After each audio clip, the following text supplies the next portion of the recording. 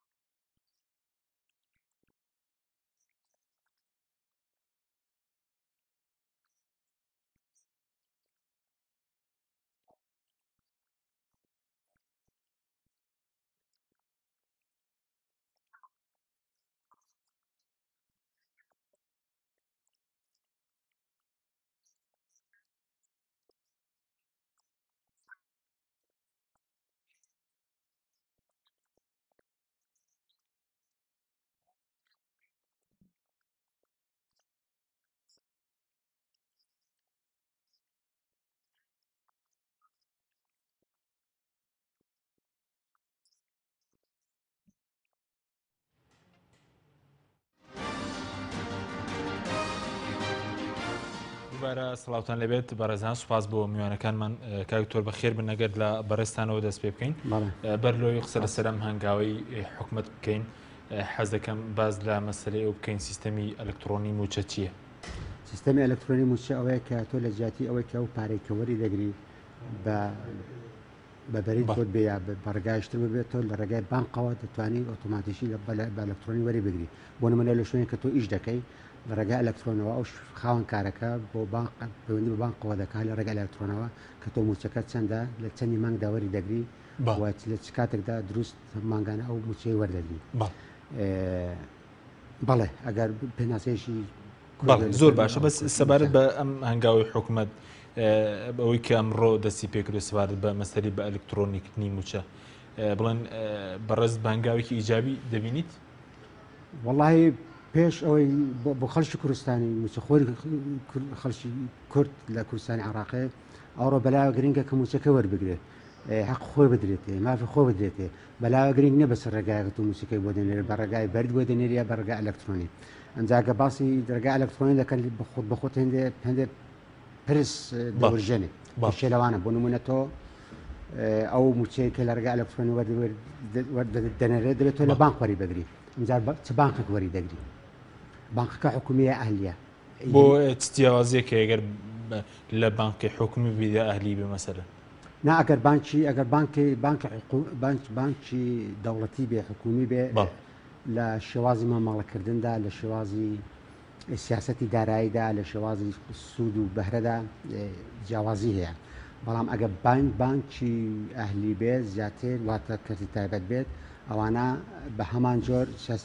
سیاست خۆیان هەیە و سیاسەتی دارایی خۆیان هەیە ئەوەی کە پەیوەندی بە سوود و قازانجەوە بێت بەڵام ئێمە لە کوردستاندا وەکو هەموو کەس باز دەکەن نەکەمتەوە مشکلەی شەفافیت هەیە ئەمجار کە بڕیار بێت ئەو بانقێکی عالی بێت بەرمەبنای ئەوەی کە ئێمە لە دەورانی بازاری ئازاددا دەژین مشکلە نییە قبوڵی دەکەین بەڵام تۆش وەکو موچەخۆرێک کە ئەو پارەی بۆ دێت دەبێ ئازاد بێت چ بانقێک بۆ بێتە چ بانقێک یەک بانقی لە کوردستانی یا چەند بانقێک هەیە ئەگەر یەک بانقە بێ مانای ئەو بانقە مۆنۆپۆلی ئەو بازاڕش دەکە کە مەترسیوێ کە ئەم ڕۆژ مۆنۆپۆل بکرێت وەکۆ چۆن ئێستا داهاتینەوە دەچێتە یەک بانقە و بانقێکی مشکلە ئەو نەکار مۆنۆپۆل بکرێت مشکلەیە کەمە سیستەمی بانقیمان نییە مشکلی کوردستان گەورە ئەوەیە خەڵک هەیە پارەی لە بانقی هەیە بە تەماشا دەکات دوای پارەوەرگێ پارە نییە ماناو لێردا گرفتێکی گەورە هەیە لەسەرەوەی کە تۆ سقات بە و بانقەدەکەیان ناکەیت بە خاڵشتری گرنگیش کە بدەمێ باسکەم لە سیستەمی داراییدا مستەڵەیەکەیە کە پێڵێن فلۆتینگ کاپیتال واتە سەرمایەی سەر ئاوکەوتون بۆ نمونە تۆ بڕێک پارە دەنێری بۆ کەسێک وەری بگرێ ئەوڕۆ نمونە 10,000 دلاری دەنێری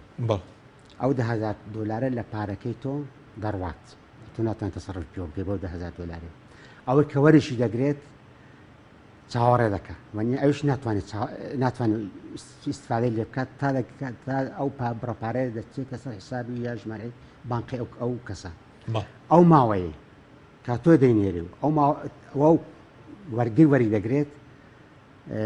2 ڕۆژە 3 ڕۆژە ئەو پارەیە واتە ئیسفادەی لێ ناکرێت لە هەوادا زۆر باشە بەڵام لە کوردستانی ئەو مشکلەشەیە بۆ نمونە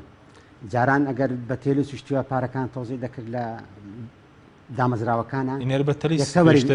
یەکسەوەری دەگرێت بانەسا بۆ نمونە لە کوردستانی ئەو قەیرانە ئابوور و داراییکە هەیە زەمان چییە کە بەسان بانک بڵێ من ناردوومە بەڵام دوای 2 مانگسی من بەتو وەری بگرێت بەڵە دواتێکگەرم و لای بەرز کاک دکتۆر کاک عەبدوڕەحمان ئەگەر بێنێ لای بەرز سوپاس بۆ ئامادەبوونێت دەمەوێت سەرنجی بەڕێزشی لەسەر ئەم هەنگاوی ئەمڕۆی حکوومەت بزانین بەڕێستان پێتان وایە ئەمە دەبێتەوەی چارەسەرکردنی گەندەڵیەکانی لیستی موچەی فەرمانبەرانی هەرێمی کوردستان سپاس دەکەم سڵاو ڕێزم بۆ جەنابی دکتۆر هەیە دیارە لە هەموو دنیادا سیستەمی موچەکە بە ئەلکترۆنی دەکرێت لە ڕاستیدا فەرمانبەران خازانجی لێ دەکەن بەڵام کۆمەڵک پرسیار دێتە پێشەوە ئایا لە هەرێمی کوردستاندا نیەتی تەواو هەیە یا بۆ ئەوەی سیستەمی موچە بە ئەلکترۆنی یاخود بە کاتی زیرەک بکرێت من پێم وابێت لە ڕاستیدا ئەمڕۆکە گوێم لێ بوو سەرۆکی حکوومەتی هەرێمی کوردستان و جێگرەکەی باسییان لەوە دەکرد کە ئەمە یەکەم قۆناغی چاکسازیە ئەگەر بینەوە لە ساڵی ڕابردووەوە لە کاتێکا کە خەیرانی دارایی بە تەواوی تەنگی بە هاوڵاتیانی هەرێمی کوردستان هەڵچنی کۆمەڵێک پرۆژەی چاکسازی ئەلان کرا لە 22 وەزارەتی دارایی حکوومەتی هەرێمی کوردستان 14 خاڵی ئەلان کرد کە دەستپێکی چاکسازیەکان بوو لە 21 دوانزەی ساڵی 2015دا حکوومەتی هەرێمی کوردستان 11 خاڵی ڕاگەیان بە ناوی چاکسازیەوە بڕیار بوو لە دوانزەی دەی 2015دا وەزارەتی دارایی لە هۆڵی سعد عەبدوڵڵا پرۆژەیەکی چاکسازی گشتگیر و هەمەلایەن ئەلان بکات بە ئامادەبوونی بەرپرسانی حکوومەت و پەرلەمانتاران و شارەزایانی بواری ئابووری بەڵام ئەگەر پرسیارە بکەین ئایا چەندی لەم پرۆژانە کە ئەلانش کران لە ڕاستیدا کاریشان لەسەر کرا و درا بە گوێی خەڵکیشا چەندی چاکسازی لەسەر کرا و ئەم کارەی کە دەکرێت لە ڕاستیدا من دکتۆر قسەیەکی باشی کردووە لەگەڵ ئەوەشدام ئێستا خەڵکی کوردستان کێشەی گەورەترین کێشەی نەبوونی موچەیە گەورەترین کێشە کە ڕوبەڕووی بووەتەوە لە ڕاستیدا سیستەمێکە کە ناویان نامەوە سیستەمی پاشەکەوتی موچە کە من بۆ خۆم ناوە سیستەمی پاشەفەوتی موچە نەک پاشەکەوتی موچە خەڵک کێشەی ئەوەیە لە ڕاستیدا و ئەم فەرمانگەیە کە کارەکەی ئەوەیە فەرمانگەی تەکنۆلۆژیا زانیاری لە ساڵی 2007ەوە دامەزراوە کە مدەکەی 9 ساڵە بۆ تا ئێستا کاری لەسەر ئەمە نەکردووە کە سیستەمی موچە لە هەرێمی کوردستاندا بە ئەلکترۆنی بکرێت و من پێم وابێت زۆر بە ڕاشکاوی بیڵێم تا ئێستاشی لەگەڵا بێت لەناو ئەنجومەنی وەزیرانە لەناو وەزارەتی داراییە لەناو هیچ دەستگایەکی حکوومەتی هەرێمی کوردستاندا لیستێکی تەواوی موچەخۆرانی هەرێمی کوردستان نییە واتە تا ئێستا ئێمەی پەرلەمانتارانیش و ئەنجومەنی وەزیران بۆ خۆشی بە وەزارەتی داراییشەوە ناتوانین ڕێژەیەکی تەواو بڵین کە ئەمە لیستی یاخود ژمارەی موچەخۆران و فەرمانبەران لە هەرێمی کوردستاندا بۆیە پێم وایە کارێکی ئاسان نەبێت ئەم کارە دەکرێت و ئەم کارە پێویستی بەڕاستی بە بەرنمەیەکی درێژخایەن و هەمەلایەنە هەیە زۆر باش کاک عەبدوڕەحمان کۆمەڵە دەستگا هەیە من ئەوەی کە بەڵێ بەڕێزت باس لەوە کرد کە فەرمانگەی تەکنۆلۆژیا و زانیاری کە لە 2007ەوە دامەزراوە ینی بەپێی یاسا کاری ئەم فەرمانگەیە کە لیستی موچەی فەرمانبەرانی هەرێمی کوردستان بە ئەلکترۆنی بکات ئەو کارەکەی چێ کە تاوکو ئێستا نەکراوە.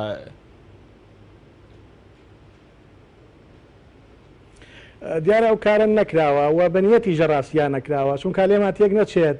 ئەو هەموو فەرمانبەری کە لە هەرێمی کوردستاندا ئەو هەموو چەخۆری کە لە هەرێمی کوردستاندا هەیە لە ڕاستیدا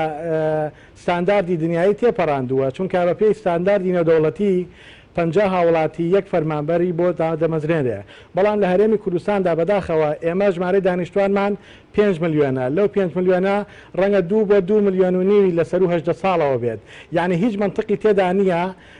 لە 2 ملیۆن هاوڵاتی لە ئێستادا ملیۆنێک و 480,000 موچەخۆر بێت یا فەرمانبەر بێت ئەمە کارە ساتەکەیە و بۆیە من قەنعەتم وایە لێت نەشارمەوە زۆر بەڕاشکاریش بڵێم ئەمڕۆ من بۆ خۆم شەرمم دەکرد کە سەرۆکی حکوومەت وەجێگری سەرۆکی حکوومەت لە کاتێکە پەرلەمانی کوردستان سبەی نێودوو سبەی پێدەنێتە ساڵێک بەسەر پەقستنیدا حکوومەتی هەرێمی کوردستان ساڵێک تێپەر دەبێت بەسەر ئیفلیشکردنیدا دێن باسی پرۆژەی چاکسازی و باسی دەستپێکی کارەکانی پرۆژەی چاکسازی دەکەن چونکە لێمان تێک نەچێت چاکسازیکردن لە ڕاستیدا بەبێ هاوکاریکردنی پەرلەمانی کوردستان هەرگیز بەڕێوە ناچێت و ئێمە لە پەرلەمانی کوردستاندا چەندین پرۆژەمان ئامادە کردبوو بە تایبەت لیژنەی دارایی لە پەرلەمانی کوردستاندا پرۆژەیەکی زۆر باشی گشتگیر و هەمەلایەنیان ئامادە کردبوو بۆ چارەسەرکردنی قەیرانی دارایی بۆ کەمکردنەوەی ئەو هەموو خانەنشین رابردنی ئەو هەموو خانەنشینەی نایاساییەکی هەیە و بۆ لە ڕاستیدا تەوازنێک یا هاوسەنگیەک لە نێوان موچەخۆران لە هەرێمی کوردستاندا چونکە لەگەڵ ئەوەی کە ژمارەیەکی ئەجگار زۆر موچەخۆر لە هەرێمی کوردستاندا هەیە و جیاوازیەکی زۆریش لە نێوان موچەی موچەخۆرانی هەرێمی کوردستاندا هەیە کە جیاوازیەکە لە ڕاستیدا ئاسمان و ڕێسمانە ئەمانە لە ڕاستیدا گرفتی گەورن و پێم وایە سیستەمی ئەلکترۆنی بە سیستەمکردنی ئەلکترۆنی موچە لە هەرێمی کوردستان ئەگەر بەباشی کاری لێ بکرێت ڕەنگە بەشێک لە دووموچەی چارەسەر بکات بەڵام گەورترین کێشە ئێمە لە ڕاستیدا دامەزاندنی دەیان هەزار هاوڵاتیە بە پلەی جیا بە پۆستی جاجیا بەبێ ئەوەی ڕۆژێک لە ڕۆژان ئەو بە ڕێزانە یەک ڕۆژ وەزیفەیان بینی بێت دەیان بە هەزاران خانەنشینی بە پلەی جیاواز بەبێ ئەوەی ڕۆژێک وەزیفەیان بینی بێت ئەمانە بارقورسی و بارگرانی دروست کردووە تەنها بۆ نمونە خانەنشینان لە هەرێمی کوردستاندا موشەکەیان مانگانە 107 میلیارد دینارە کە ئەمە لە ڕاستیدا ڕێژەیەکی زۆرە ئەگەر حکوومەت دەیەوێت چاکسازی بکات بابێت پاکتایەکی خانشینان بکات کێ مستحقە حەقی خۆی پێ بدات کێ بە نامستحقی خراوەتە ناو قائیمەکە لە ڕاستیدا کە بۆ بەغەدر بەسەر ئەوانی کێشەوە بێت چاکی بکات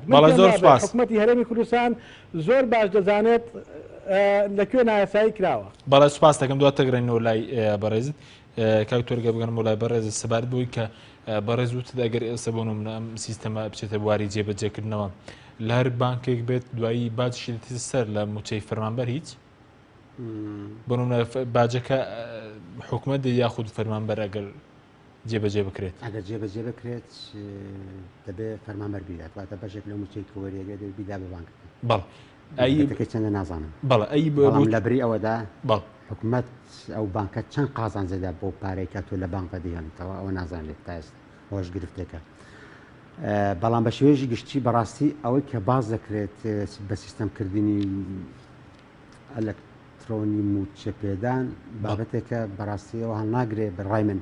کە بێتە هەواڵ لەسەر ئاستی نیشتیمان لەسەر بۆچی هەواڵ ناگرێت بارەستی شەفافیت بێ دەزانێت بۆ یەکە لە پێش هەموو شتێکدا یەک ڕێگا یەک وەسیلە بۆی کە تۆ بتوانین پەیوەندی بچکە لە بینی خاوەنکار و موچەخۆردان ئەوە دامەزراوە دارایەکان دەتوانن ئەوی شێبکەن زیاترەوەی حکوومەت نییە بەڕاستی ئەمجا کە حکوومەت بێت چاکسازی باشکات دەتوانێت لە سیاسەتدا بیکات نەک لە بوارێکی بچووکی کارژەڕیدا و تاکیدیش نییە کە ئەو بوارە ئەو بە سیستەمکردنی ئەلکترۆنی موچە دەبێتە هۆی ئەوەی کە مەسەلەن گۆڕانی گەورە ڕوودا لە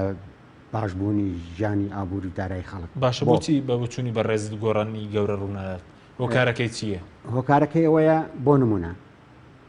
ئەگەر بڵێ ئەو سیستەمە وا دەکات کە دوو موچەخۆری دەوڵەتی نەبێت مەسەڵەن کەسێک بۆ نەبێت دوو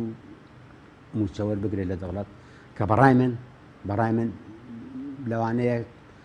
کەم بێ زۆر کەم بێ مەسەڵەن من لە وەزارەتی خوێندنی باڵا موچەخۆر بم یا لە شوێنیش لە وەزارەتی پەروەردەش موچەخۆر بم باوەڕ ناکەم شتی وایە بێت ئەگەرش زۆر کەمە بەڕاستی هەر زۆر کەمە ئەو کاریگەری نابێت کە ینی لە کۆی ملیۆنێک و 400,000 فەرمانبەر پێ دوای ڕێژەی دوو موچەی و سێ موچەی کەمە لە ناوانەیە ئەگەر هەش بێت بەو ئەندازەیە نییە کە خۆپشتیشی باشە بەڵام ئەوە نییە بڵێ کاریگەری ڕاستەخۆی دەبێت لەسەر ژیانی موچەخۆرەکانی ئەی باشە بە چ شتێک کاریگەری دەبێگەرەوە کاریگەری نابێت شتێک مەسەلەن چاکسازیێک لە مەسەلی لیستی موچە ئەگەر بیانێ چاکسازی بکەن ئەو حکومەت بخۆی دەتوانێت لە دامەزراوەکانە بیکات هەنی ئیلا بیلا دەبێت شەرنیار دەبێت هەر لە ڕێگای بە ئەلکترۆنیکردنی سیستەمەوە بێت ئەوانە ناوی موچەخۆرەکانیان لە هەموو وەزارەتەکان دەتوان بە دوو ڕۆژ چێشی ناوەکان بکەن وزان چێ لە شوێن لە زیاتر لە وەزارەتێک ئەوە موچێ هەیە پارە وەردەگرێت دووبارە ئەو بە سیستەمکردنی موچە لەوانەیە ژمارەیەک لەوانەیە کە دوو موچیان هەیە ئاشکرا بکات بەڵام بەڕای من لەوانەیە هەش بە سێ موچی هەروەگەێت 4 موچێ بێت 5 موچێ بێت بەڵام بە شێوەیەکی گشتی کەمە و کاریگەری نابێت لەسەر باری دارایی ئابووری ینی بۆ چون بەرز ئەوەی کە پێیانەوترێ بندیوارەوەی کە دامەزرا و دام ناکە مەسلەی بۆ منە خەڵکێ بە پلەی وەزیر خانشین کە ڕۆژێ خۆر بەردەگرێت ینی ئەوانە کێشەکە چارەسەر ناکات کێشەکە چارەسەر ناکە بۆ نمونە خەڵکی تا ئێستا لەوانەیە وەکو بازەکان 300,000 کەسێک وەکو بندیوار تاعین بووە لە وەزارەتەکان لە دامەزراوەکان تا ئێستا دەوامێن نەکرد سپێنێک کە سیستەمش بکرێتە ئەلکترۆنی ئەو ناوانەش هەر دەچێنە ئەو سیستەمی ئەلکترۆنیەوە موچی خۆر وەردەگرێت لە ئەو شوێنێکە پارەکە بۆ چێ بانقەیە شوێنیشی ترە جا بەڕای من وەکو لە سەرداشا وتم گرفتی خەڵکیش ئەوە نییە موچەکەی چۆن وەردەگرێت گرفتی خەڵکەوەی کە تو موچەکەی بدەیت بۆی منێرە خەڵک بخۆی دەچێ وەری دەگرێت دەچێ بۆ لێرە موچەکەی وەردەگرێت بەڵام بەتەواوی بیدێت بەڵ سپاس دەکەم دواتە گەرم لای بەرز کاکتۆر کاک عەبدوڕەحمان ئەگەر بگەڕێنەوە لای بەڕێزتان ینی بە پێیەوەی کە معلوماتی بەڕێزت هەبێ بەوە پێیەوەی کە ئەمڕۆ لە لێدوانەکانی سەرۆک حکوومەت و جێگرەکەی باسی دەکرد چارنووسی مەسەلەی موچەی بندیوار ئەوە بە پلە باڵاکان یعنی هیچ دەستکاریەکی ناکرێت بە پێم سیستەمە یاخۆ ئەوانەی کە بە نایاسایی خانەنشین کراون لە ڕاستیدا ئەگەر گوێ لە قسەکانیان بگرین ئەوان باسی دووموچەیان کرد باسی بندیواریان کرد بە هیچ شێوەیە خۆیان نەدا لە قەرەی موچەخۆران کە بە شێوازی نایاسایی بوون بە موچەخۆر ئەوانەی کە بە نایاسایی خانەشین کراون من حەزەکەم هەر بۆ نمونە یەک داتات بدەمێ لە 1 ساڵی 2006 واتە 10 ساڵ و مانگێک پێشی ئێستا وتەبێژی حکوومەتی هەرێمی کوردستان من خۆ بۆ خۆم لە شاشەی یەکێک لە کەناڵەکانی ڕاگەیاندنەوە گوێم لێ بوو کە ئەو کاتە کە ژمارەی موچەخۆران لە هەرێمی کوردستاندا 1,500,000 کەس بوو تاکیدی لەوە کردەوە کە لە ناو لیستەی موچەخۆرانی حکوومەتی هەرێمی کوردستاندا 14,000 موچەخۆر هەیە کە دوو موچەی و سێ موچەی وەردەگرن و تاکیدیشی لەوە کردەوە کە 32,000 موچەخۆر هەیە کە ناوی وەهمین واتە ناوەکە هەیە بەڵام کەسەکە نییە یعنی ئەمە ڕێژەیەکی خەیاڵیە تۆ بیکەرەوە نزیکی 46,000 لە ساڵی 2006 ئەی دەبێت ڕێژەکە لە 2006 واتە 10 ساڵ پێش ئێستا تا ئێستا چەندی لات بێت من لە سەرەتای ساڵی 2016 داواتە لە مانگی یەکە یەکێک لە وەزیرەکان ژمارەی فەرمانبەرانی هەرێمی کوردستان ژمارەی موچەخۆرانی لە یەکێک لە دیدارەکانی باس کرد کە بریتە لە 1,411 فەرمانبەر. بەڵام ئەم ئێوارەیە لە یەکێک لە دەستگاکانی ڕاگەاندنەوە کە نزیکە لە بەرپرسانی ئەم وڵاتە تاکیدی لەوە دەکردەوە کە ژمارەی موچەخۆران لە هەرێمی کوردستاندا گەیشتۆتە 1,480,000. ئەمە کارەساتەکەیە لە ڕاستیدا من پێم وابێت بە سیستەماتیکردن یاخود بە ئەلکترۆنیکردنی موچەی فەرمانبەران لە ئێستادا کاتی نییە و ئەمە مەشغوڵکردنی فەرمانبەرانە بەم کارەوە چونکە ئەوان ماوەی سێماگیان داناوە من دڵنیایی دەدەمە ئەو بەڕێزانەی کە ئەم کارە دەکەن هەم فەرمانگەکە ناتوانن لەو کاتا ئەوە بکەن و هەم فەرمانبەرانی هەرێمی کوردستان لە ئێستادا ئەوەندە توانای داراییان خراپە ناتوانن هاتوچۆ بە فەرمانەکانی خۆشیان بکەن. اینجا لەکوێ ئەتوانن بچن بەلای کارکردنیان بۆ ئەوەی کاریان بۆ بکرێت لەسەر سیستەمی بە ئەلکترۆنیکردنی موچەکانیان. بۆیە من پێم وابێت نیەتێکی پێم وان نییە نیەتێکی باش هەبێت لەلایەن بەرپرسانی باڵای ئەم هەرێمەوە چونکە لێمان تێک نەچێت کاک مامۆستا ئێمە ئەو کارانەی کە کراون ئەو بەرپرسانەی کە بە پلەی وەزیر لە هەرێمی کوردستاندا زیاتر لە 20,000 کەسمان هەیە بە پلەی وەزیر ڕاوێچکار بەڕێوەبەری گشتی بەڕێوەبەری تەنفیزی وە کۆمەڵێک پۆستی کە بۆیان داتاشراوە ئەبەم شێوازە دامەزێنراون. ئەمە کێ دامەزراندووە؟ خۆ خەڵکێک ناتوە لە دەرەوە دامەزرێنێ. ئەمانە زۆرینەی هەرە زۆریان لە ڕاستیدا بە واژۆی سەرۆکی ئێستای حکوومەتی هەرێمی کوردستان دامەزراوە کە من پێم وابێت لە جیاتی ئەم کارانە کە دەکرێت بهات نایە ئەو کارە نایاساییانەی کە کردویانە چاکسازیان تیا بکردایە و کارە نایاسایەکانیان بە یاسایی بکردایە دڵنیاوە پێویستمان لە پرۆژه چاکسازیش نەدەبوو پێویستمان بە سیستەمی ئەلکترۆنیش نەدەبوو لە ئێستا. بۆیە پێم وابێت نیەتێکی باش نییە لە ڕاستیدا لەلایەن ئەم دەسەڵاتەی کە ئێستا حکمی هەرێمی کوردستان دەکات چونکە هەموو کەسێک دەزانێت گەندەلی لەکوێیە هاوڵاتیەک لە شەقامێکدا دەزانێت گەندەلی لەکوێیە دەزانێت بمدیوار لەکوێیە دەزانێت کێ دوو موچە سێ موچەی هەیە حکومەتی هەرێمی کوردستان خێرە خۆی نازانێت خۆی دەزانێت بەڵام لە ڕاستیدا ئەمەی لە ئێستادا دەیکات جۆرێک لەسەر قاڵکردنی کۆمەڵە دام و دەستگایە و مەشغوڵکردنی فەرمانبەرانی هەرێمی کوردستاندا بەم بابەتە کە ئێستا خۆمان دەزانی فەرمانبەران لە وەزێکی ئەجگار خراپدان. بەڵێ سوپاس دەکەین دواتر دەگەڕێنەوە لە بەڕێستان بەڵێ بینەرانی بەڕێز ناوبڕێکی کورت وەردەگرین دواتر لەگەڵ میوانەکانمان درێژە بەم پرسە دەدەین.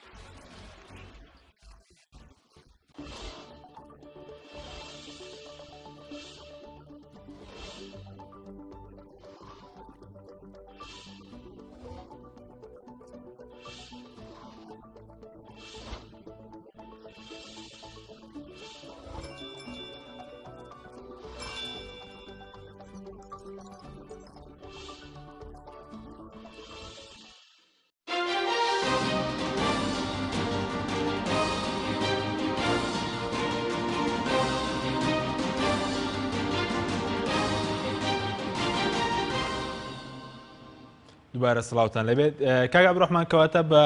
بۆچوونی بەڕێزدەوەی کە پێی دەگوترێ بندیوارەوەی کە پێی دەگوترێ خانەنشینی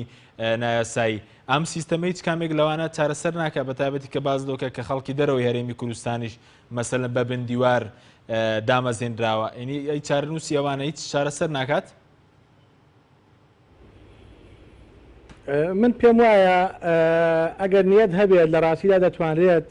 ئەوانەی پێیان دەوترێت ئەوەی کە دووموچە وەردەگرێت بە پێی ئەوەی کە خۆیان ئەعلانیان کردووە پەنجەمۆر و یا خۆتگلێنەی چاو ئەمانی لێ وەردەگرن بەشێک لە دووموچەکان عیلاج دەکات. ئەگینا بندیوار کێیە؟ بندیوار ئەو کەسانن کە لە ڕاستیدا ناویان هەیە و دەوام ناکەن، دەکرێت خۆیان هەر بۆ خۆیان بیان هێننەوە لە ڕاستیدا پەنجەمۆریشیان بۆکەن وەسێری گلێنێ چاویشیان بکەن. بۆیە گرفتەکە لە ڕاستیدا شتی زۆر گەورەترە لەوە و بۆ خۆیان نیەتیان نییە. یعنی بیرکەرەوە ئێمە وەزارەتی دارایی بەڕسمی 15,000 فەرمانبەری هەیە، بەڵام بە قایمەی موچەی فەرمانبەرانەکەی 30,000. هەل لێرەدا یعنی بۆ خۆی حکوومەت ئەگەر نیەتی هەیە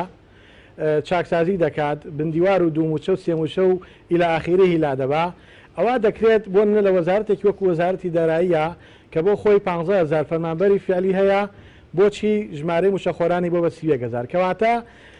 16,000 زیاد هەیە بێت لێرەوە دەست پێ بکات. ئەگینا لە ڕاستیدا بیرکەرەوە ئێمە یەک لەشکری گەورە خەڵکمان بە نایاسایی خانشین کردووە، هەمووشی بە پلەی جۆراوجۆر بە پلەی جیاواز کە لە ڕاستیدا ئەمە کارەساتە تۆ ڕۆژێک لە ڕۆژان بەڕێزێک وەزارەتی نەبینیەوە بە پلەی وەزیر خانشینە بەڕێوەبەری گشتی نەبووە خانشینت کردووە. ئەمە دوو نەتیجەی خراپی هەیە. یەکەمیان ئەمە بوون دەبار بەسەر لە ڕاستیدا دارایی حکوومەتی هەرێمی کوردستان و بژێوی خەڵکی کوردستانەوە، دووهەمیشیان کاریگەری خراپی کرۆتە سەر ئەو بەڕێزانەی کە بە حەقی خۆیان لە ڕاستیدا پۆستێک وەردەگرن، چونکە بتەوێنێتەوێ ئەمە نادادیەکی گەورەیە لە دام و دەستگایەکدا کەسێک 30 ساڵ خزمەت 35 ساڵ خزمەت دەکات اینجا دەبێت بە بەڕێوەبەری گشتی یا ڕاوێژکار، بەڵام کەسێک لەبەرەوەی نزیکە لە حیزبێکەوە یا لە کەسێکەوە لە کونفەیەکوونێکە دێن پلەیەکی ڕاوێژکاری یاخود بەڕێوەبەرێکی گشتی پێدەدەن. ئەمە کارەساتەکەیە. بەڵێ سوپاس دەکەین دواتر دەگەڕین و لای بەڕستان کاک تۆرگەل بگرن و لا بەرەزی سەبارەت بە مەسلەوەی کاک عەبدوڕەحمان باسی کرد کە ئێمە زیاتر لە 1,400,000 موچەخۆر هەیە کە مەسەلەن بەشێکیان بندیوارن، بەشێکیان کادیری حیزبین، بەشێکیان مەسەلەن ڕۆژێک لە ڕۆژان وەزیر نەبوون،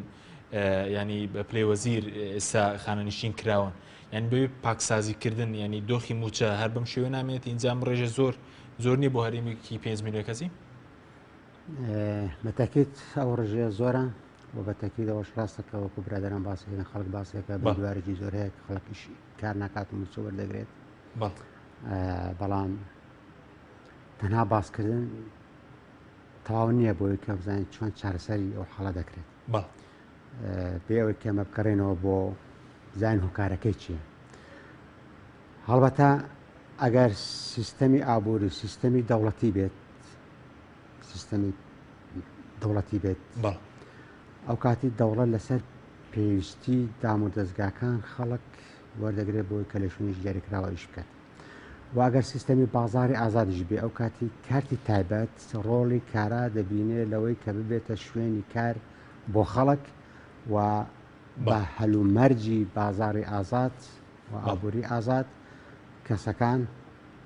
هەڵدەژبێرێت بۆ کارێکی دیاریکراو کە توانای ئەنجامدانی کارەکە هەبێ و بە گوێرەی توانای کارەکەش موچەکەشی بۆ دیاری دەکەن. بەڵام ئەو کە گرفت بێ لە کوردستانیدا بەڕاستی ئێمە کارتی حکومیمان نییە، کارتی دەوڵەتی نییە. ئەی کردی چیمانەیە؟ کارتی ئێستا باسی وەش دەکەم ئەوەی کە هەیە مەسەن لە دوای ڕوخان ڕژێم حکوومەتی عێراق و دەسەڵاتدارانی هەرێم وعدی ئەواندا کە ئێمە پەیڕەوی بازاری ئازاد دەکەین، واتە کەمکردنەوەی ڕۆڵی ئابووری دەوڵەتی و لەو بوارەشدا هەنگاوی زۆر گەوریانە. بۆ نمونە ئێستا هەموو کەرتەکانی گرنگی ئابووری ئەوەی کە وزەیە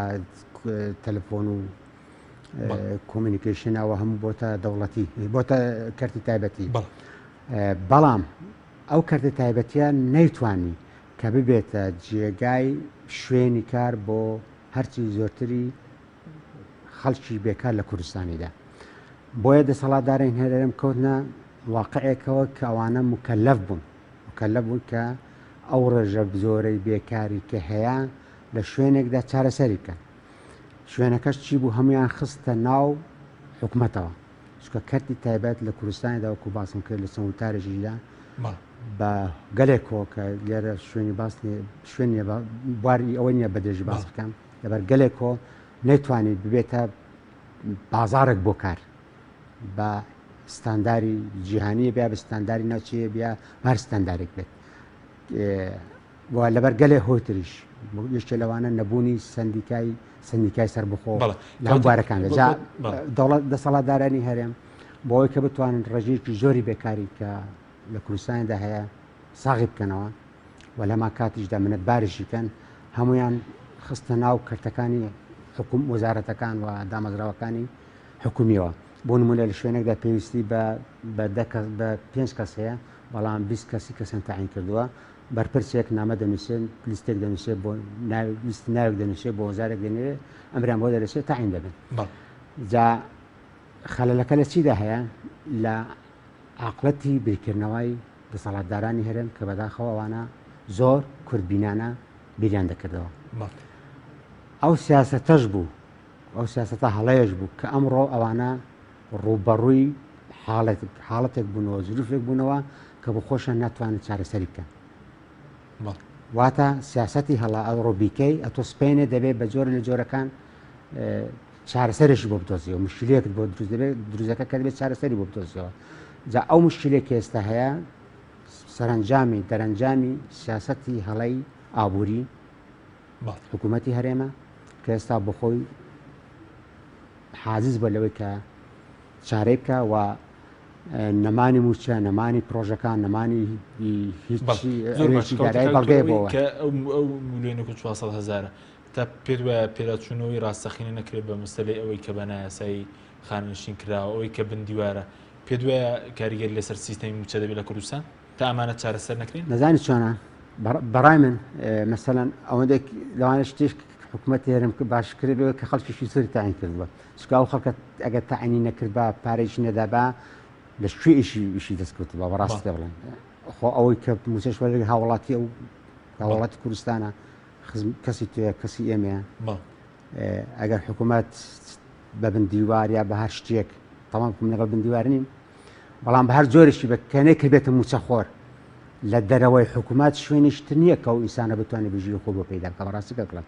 جا بۆ ئێستا تۆ دەڵێ 1,400,000 بەڵە زۆرە بەڵام تۆرە نیوێ لابە 600,000 کەس لابە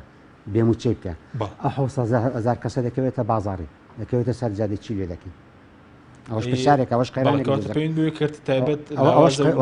ئەوەش قەران دووزەکە مەسەڵەن دەسەڵاتدارانی هەرێمش خۆ ئەو شعوران هەیە ئەوەندە تیگەشتیان هەیە هەست بەو هەڵەیە بەو خەتەرێ دەکەن ئەوانە سپێنێ 500,000 کەس بخەنە سەر جادە بچێنێتێ سپێنەوانە گرفتان بۆ دوست ناکەن دواتر گەرم وڵای بەڕێز کاک عەبدوڕحمان ئەگەر بێم وڵای بەڕێز سەبارەت بەوەی کە ئێستا ئەوەی کە بەبێ تاکسازی ڕاستەخینێت لە لیستی موچە ینی پێدوایە باردۆخی فەرمانبەران موچەی فەرمانبەران باش بکرێت خود ئەو چاکسازی ڕاستەخینە چیە کە پێویستە لە لیستی موچەخۆرانی هەرێمی کوردستاندا بکرێت بەڵێ دیارە هەر جۆرە دەستبردنێک بۆ چاکسازی لە ڕاستیدا من دەستخۆشیەکەم ئەگەر نیەتی ڕاستەقینە هەبێت بۆ چاکسازیە و مەبەست لێ لە ڕاستیدا کاتکوشتن و مەشغوڵکردنی هاوڵاتیان و دامەزراوەکانی حکوومەتیش نەبێت ئەمەی کە ئێستا دەکرێت ئەگەر نیەتی ڕاستەقینە هەبێت دەکرێت ڕێژەیەک لە چاکسازی لە ڕاستیدا تێدا بکرێت بەڵام چاکسازی ڕاستەقینە ئەگەر ئەم حکوومەتە نیەتی هەبێت جگە لەوەی کە دەتوانێت لە سیستەمی موچەدا چاکسازی بکات دەتوانێت ئێمە بۆ خۆمان دەزانین ئەم وڵاتە دنیایە کەیسی گەندەڵی گەورە گەورەی تێدایە مەسلەی چاکسازی لە بواری نەوتە چاکسازی لە دەواازەکانە چاکسازی لە ئەو هەموو گرێبەستانەی کە کراون چاکسازی لە باجە ڕوسوماتە لە هەرێمی کوردستاندا من پێم خۆشە یەک ڕقەمە جەنابتان بڵێم لە ساڵی 1994 کە حکوومەتی هەرێمی کوردستان تەمەنی تەنها 2 ساڵ بوو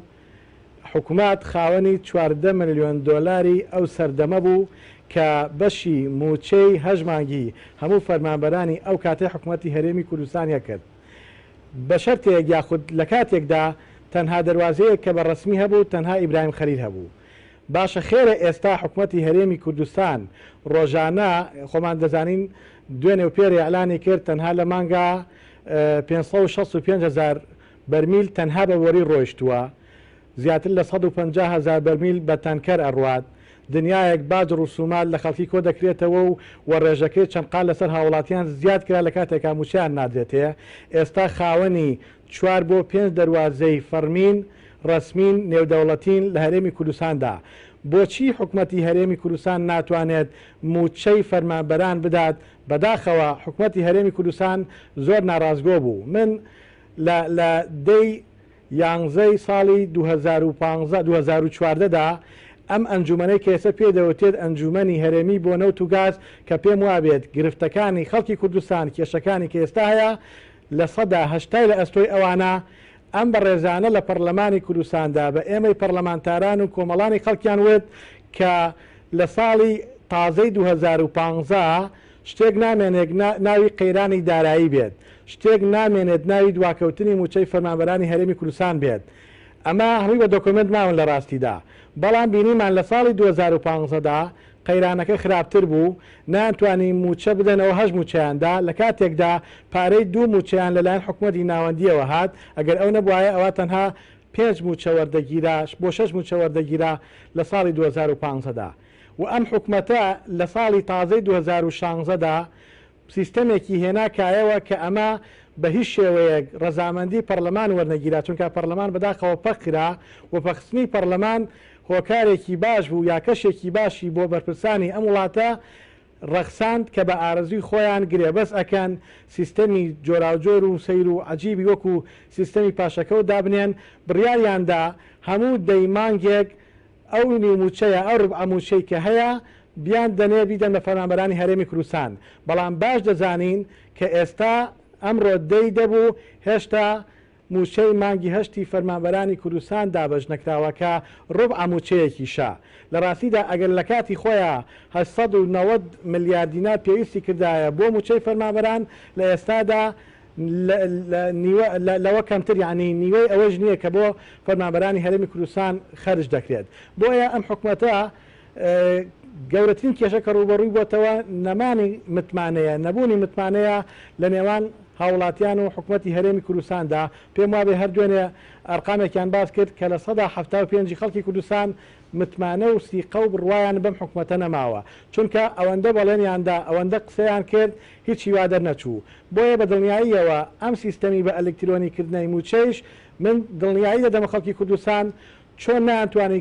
ڕبعەموچەکە لە کاتی خۆیان بدەن، چۆن نانتوانی زابن بەسەر قەیرانی داراییدا، بە دڵنیاییەوە ناتوانن نەک بە 3 مانگ بە 9 مانگیش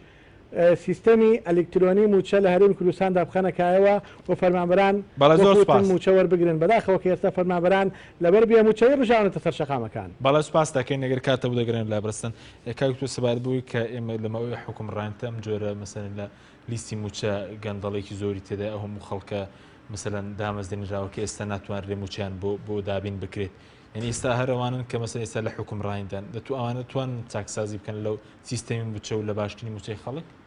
ئەوانەی کەم دۆخیان بەرهەمێنەوە بە تاکید یەک شت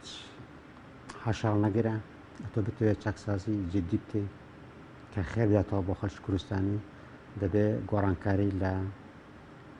سیاسەتی ئابووریدا بکرێت، سیاسەتی کاریگەڕێدا بکرێت و هەروەها گۆڕانکاری لە دەسەڵات شتا بکرێت. تا ئەو گۆڕانکاریانە نەکرێت زۆر ئەستەمە کە بتوانرێت چاکسازی بکرێت کە بێتە مای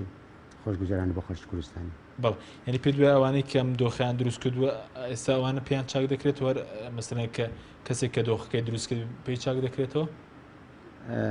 وەڵام من زۆر لەگەڵ ئەوە نیم کە دەڵێ ئەو کە خراپی کرد ناتوانێت چاشکە، ئەو کە خراپی کرد تۆ شانسی بدەرێ کاتی بەرێ بەڵکو چاش بکاتەوە. بەڵام خەڵکی کوردستانی بەلانی کەمەوە 10 ساڵی کات 25 ساڵ بڵێ ئەو 10 ساڵی ئاخر 10 ساڵ کاتیان دا 15 ساڵ کاتیان داوە بۆ برادرانە کە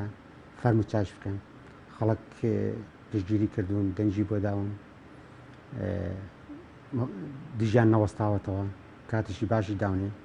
بەڵام بەگەڵ ڕۆژە دەبینی بەداخەوە ڕۆژ بە ڕۆژ گوزەران خراپتر دەبێت داهاتوو نادیارتر دەبێت بۆیە ئێستا کاتی ئەوەیە کە بەڕاستی هەم دەسەڵات هەم خەڵک بیل لە چارەسەری شت بکاتەوە. بەڵێ سوپاسم کاوتۆر کاک عەبدوڕەحمان ئەگەر دوا پرسیارشمان بۆ بەڕێستان سەبارەت بەوەی کە پێشتر سەرۆکی لیژنەی دارایی پەرلەمان لێرە میوانی ئەمە و باسی لەوە کرد کە مەسەن لە لیستی موچەی هەرێمی کوردستان فەرمانبەری مەسەلەن دەرەوەی تێدا و نیپاڵی تێدا هەندێک وڵاتی تری تەیە ئەینی ئەم سیستەمە ئەلکترۆنی ئەوانە چارەسەر دەکات چارنووسی ئەوانە بەکوێ دەگات دەتوانێت ئەوانە چارەسەر بکات؟ وڵات دیارەوە کێشەیە کە ڕوبەڕووی ئەو برادران دەبێتەوە کە سەرقاڵی ئەم کارن بە تاکید لە لیستی موچەدا خەڵکی ئەفغانی و ئەسیوبی و ئێرانی و کۆمەڵە شوێنی کێشی تێدا بوو بەداخەوە دێڵام یعنی تۆ سەیری بکە ئێمە لەو ڕێژەیە کە من وتم لە مانگیەکی 2016 ملیۆنێک و 400 فەرمانبەرمان هەبووە 719,000 ئەمانە فەرمانبەری هەمیشەیی بوون کە لە 150 فەرمانبەرانە کات لە 149 خانشین و چاودێری کۆمەڵایەتی شوێنەکانی کەن وەلەو لە 150 کە موچەخۆری هەمیشەیین واتە لە 719,361 کەس لە 148یان ئەم ڕێژەیە لە ئەمانە سلکی سەربازین واتە ئەسکەرین و لە 152یان مەدەنین و دوایین وتەیشم لە ڕاستیدا ئەوەیە من هاوڕای قسەکانی جنابی دکتۆرم من پێم وابێت هەرێمی کوردستان لە ئێستادا قەیرانی دارایی قەیرانی سیاسی قەیرانی کارگێڕی ئەمانەی هەیە بۆیە چاکسازیکردن تەنها لە بواری کارگێڕی و داراییدا ئەگەر بواری سیاسی لەگەڵ نەبێت ئەگەر بواری کارگێڕی لەگەڵ نەبێت لە ڕاستیدا پێم وانیە هیچ لە مەسەلەکان بگۆڕێت و ئەگەر نیەتێکی زۆر باشیش هەبێت ئەوە دەکرێت زابین بەسەر کێشە و گرفتەکانە کە ڕوبەری خەڵکی کوردستان بێتەوە و ئەرکی هەموو لایەکیشمانە و چاکسازیکردن و زاڵبوون بەسەر گرفتەکانە بەکارەکردنەوەی پەرلەمانی کوردستان دەبێت کە بەداخەوە دەڵێم دوو سبەی 1 ساڵی ڕێکە پەرلەمانی کوردستان کە گەورەترین دامەزراوەی شەرعیە لە هەرێمی کوردستاندا پەخکراوە کە عیبەیەکی گەورەیە کە حکوومەت ئێستا بانگەشەی چاکسازی دەکات لە ناو هەناوی پەرلەمانی کوردستانە لەدایک بووە ئەمە بۆ خۆی گلەیەکەیە ئەمە بۆ خۆی گرفتەکەیە بۆیە تاکید لەوە دەکەمەوە بە تەنها چاکسازیکردن لە بواری دارایی و ئابووری و کارگەری هەتاوەکو بواری سیاسی لەگەڵ نەبێت ئەوە چاکسازی ڕاستەقینەی پێ ناڵێن و ناتوانین زاڵبین بەسەر ئەو گرفتانەی کە لە هەرێمی کوردستاندا هەیە. بەڵێ بەڕێست باسی ئەو ئامارەت کرد مەسەلەی چەندی بۆ سەربازەی سەبارەت بەوەی کە لەو کۆی ئەو ملیۆنێک 400,000 چەند ئێستا بە فەرمی دەوام دەکەن و چەندیان مەسەلەن خانەنشین و ئەوانەی تری نائاساییشن. ئێمە 229,972 کەسی خانەشینمان هەیە کە ڕێژەی لە 116 ئەو ملیۆن و 400,000ەیە کە ئەمە لە ڕاستیان ڕێژەیەکی زۆر زۆرە و 420,773 کەسمان هەیە کە ئەمانە لە چاودێری و جۆری بیمەکان وەردەگرن. من لەم ڕۆژانەدا گوێم لە بەڕێز وەزیری کار و کاروباری کۆمەڵایەتی بوو کە باسی لەوە کرد لە ناو قائیمەی کەمەنداماندا بەداخەوە 21,000 کەسەیە کە هیچ جۆرە کەم ئەندامبوونێکیانەوە بە کەم ئەندام لە قەڵم دراون کە ئەمانە وای کردووە موچەی کەم ئەندامە ڕاستەقینەکانیش کە ئێستا هاوارێن لێستاوە لە کاتی خۆیان نەدرێەوە ئەو ڕوب ئەموچەونی موچەی کە هەیە بۆ ئەوانش نەبێت. بۆیە پاکردنەوەی لیستی موچە کارێکی ئاسانە نەک بە سێمانگ ئەگەر حکوومەتی هەرێمی کوردستان و بەرپرسانی وڵاتە نیازیان هەبێت و نیەتیان هەبێت لە ڕاستیدا لە ماوەی هەفتەیەکە خۆیان باشە زانن لەکوێ بندیوار هەیە لەکوێ دیموچە هەیە لەکوێ خانشینی نایاسایی هەیە لەکوێ خەڵک پۆستی دراوەتێ بە نایاسایی خانشین کراوە و بە پلێ جۆراوجۆر پۆست بەخشراوەتەوە بەسەر کادرە حیزبەکانی خۆیاندا لە ساڵانی ڕابردوو تا ئێستا لەگەڵاوێت. بەڵێ بەرز کاک عەبدوڕەحمان عەلی ئەندامی پەرلەمانی کوردستان زۆر سپاس بۆ بەڕێستان کە لە هەورێرە و لەگەڵمان بوو هەرا زۆر سپاس بۆ دکتۆر محەممەد ئەمین گەناوی مامۆستای زانکۆ کە لە ستۆی سەرەکی لەگەڵ مام سپاس بۆ بینەرانی بەڕێز سپاس بۆ ئەو کارانەوە کە بەرنامەی